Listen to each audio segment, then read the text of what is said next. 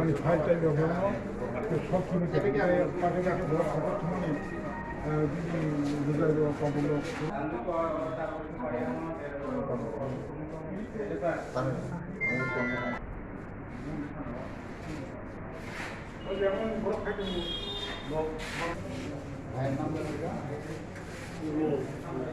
রঞ্জন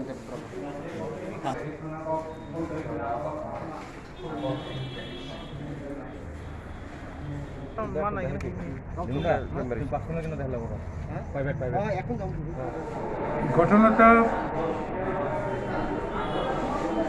আমি এসডিপিও জেরেনিয়ার সঙ্গে আলাপ আলোচনা করে আমাদের একটা প্রোগ্রাম ছিল মান্দাইয়ে নলবগলা, তারপরে এনইসি কলোনি, তারপরে ছবরিয়া।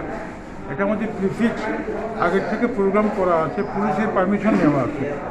ইন দ্য মিনটাইম গতকালকে রাত্র থেকে কিন্তু শুরু উত্তেজনাটা।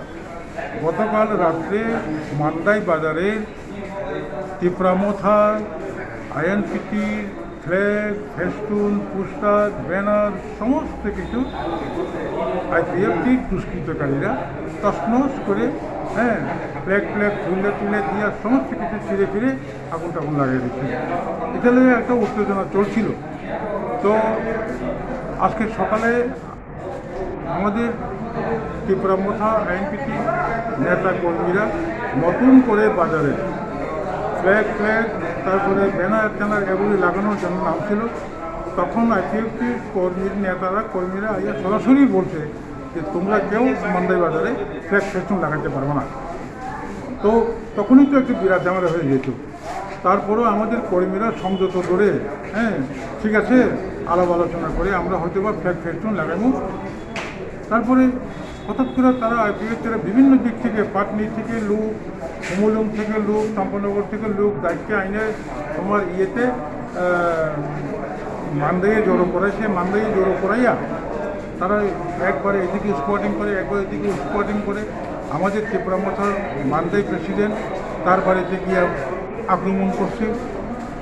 মান্দাই ত্রিপুরামথার আমাদের কনভেনার তার বাড়িতে আক্রমণ করছে, তাদের দৌড়াদৌড়ি করছে, মানে সম্পূর্ণভাবে তছনছ করে মানুষের দৌড়ানে গিয়ে হরিদ বাজারে লেমন, আমি, অসীম এবং আমাদের আরও কর্মী বুধু দেববর্মা এখন সিরিয়াস, তাকে জিবি হাসপাতালে রেফার করা হয়েছে।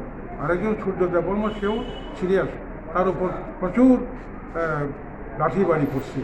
তার উপরে পড়ার মূল কারণ হচ্ছে, লেমনের উপর পড়ার মূল কারণ হচ্ছে কারণ তারা আমাকে বসাইতে গিয়া, আমরা তো লড়াই বাজার পার্টি বেশি ছিলাম। তো এখানে যখন বসে আসলাম হঠাৎ করে আইয়া বাজারের পার্টির বাউন্ডারি ভাঙচুর কইরা আমার সঙ্গে যে গাড়িটা ছিল গাড়ি ভাঙচুর করছে। পাশে আরেকটা সাধারণ মানুষের গাড়ি, যে মানে জেনারেল প্যাসেঞ্জার টানতো আর কি, তার উপরও আক্রমণ করছে। বাজারে যারে পাই তারই দোকানপাট লুটপাট করে মারধর করছে। তারপরে পার্টি বেশি ঢুকে গেছে পার্টি বেশি ঢুকে আমরা খুব সেভ করতে চাইছিলাম, আমাদের দরজা ভাঙাইয়া আমাদের উপর আক্রমণ করছে। আজকে 9 জন এখন এই রানীবাজার হাসপাতাল ট্রিটমেন্ট করে দুজনকে জিবি রেফার করা হয়েছে। তো আমি বলবো বিজেপি আইপিএফটি যে জোট প্রশাসন, তাদের পায়ের তলার মাটি আস্তে আস্তে সরে যাওয়ার কারণে ওরা আজকের নির্বাচন এখনও আরও 15 দিন 20 দিন বাকি আছে। পায়ের তলের মাটি সরে গেছে দেখে তারা এখন মানুষকে আতঙ্ক করতে চাইছে, মানুষের উপর আক্রমণ করছে। বিরোধী দল বিশেষ করে ত্রিপুরামথা এবং আইনপিটির উপর তাদের এই আক্রমণ। কাজে আমি পুলিশ প্রশাসনকে বলবো সুস্থ এবং অবাধ নির্বাচন করার জন্য পূর্ণাঙ্গ নিরাপত্তা দেওয়া হোক এবং সমস্ত বিরোধী দলের প্রার্থীদের পূর্ণাঙ্গ নিরাপত্তা দিয়ে আগামী 6 তারিখ এপ্রিলে যে নির্বাচন হতে যাচ্ছে এই নির্বাচনটা সম্পন্ন করা হোক। তা না হলে পরে আগামী দিনে যে কোনো ধরনের একটা আইনশৃঙ্খলা অবনতি হতে পারে, তার জন্য রাজ্য সরকারকে দায়ী থাকতে হবে। আমি এই ঘটনার তীব্র নিন্দা জানাচ্ছি। এই ঘটনার নিন্দার কোনো বাসা নেই। আমরা এই ব্যাপারে পরবর্তী সময় আলোচনা করে আমরা চালাবো। আমরা পিছিয়ে হটবো না। আমাদের কর্মসূচি আগামী দিনে এডিসি নির্বাচনের দিনক্ষণ আগ পর্যন্ত যতক্ষণ নির্বাচন কমিশন কর্তৃক সভা সমিতি মিছিল মিটিং করা যায় ততক্ষণ পর্যন্ত আমরা করে যাব এবং নির্বাচনে আমরা প্রতিদ্বন্দ্বিতা করব এবং যে কোনো মুহূর্তে যে কোনো পরিস্থিতির মধ্যে দিয়ে আগামী 17 এপ্রিল আমরা জনগণকে ভোট কেন্দ্রে নিয়ে যাব, এটা আমাদের।